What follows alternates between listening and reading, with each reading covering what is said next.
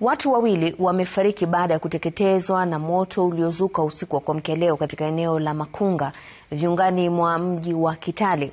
Majirani wanasema chanzo cha moto huo hakijabainika.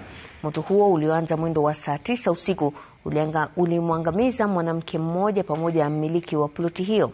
Polisi wameanzisha uchunguzi kubaini chanzo cha tukio hilo. Collins Shitiabai ana maelezo zaidi. Ni janga ambalo lilitokea mwendo wa saa 9 usiku, huku majirani wakishindwa kutekeleza uokozi kwani moto huo uliwaka kwa kasi sana.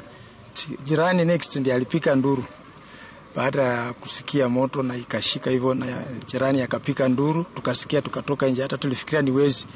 Tulipotoka jaribu kutoka hivi naye kidogo nyumba ikawa imeshika moto, mahali nimetoka pia moto imeingia, ikawa ni vigumu kuokoa chochote. Kaanza kusikia majirani tuokoe. Wakati tulitoka kwa nyumba kufika hapo hivi tunapata moto ushapatapakaa kila mahali ambapo mambo ya uokozi hakuna.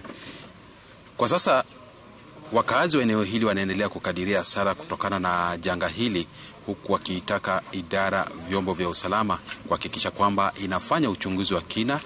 Nilipigiwa simu usiku, nikakuja ndio nikapata moto ishasamba.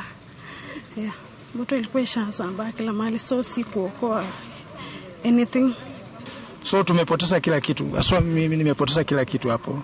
Mahindi yangu 35 bags zimeungua. Kila kitu nimepaki chini nilivyo.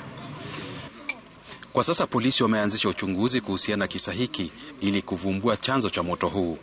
Collins Shitiabai, Runinga ya Citizen, kaunti ya Trans Nzoia.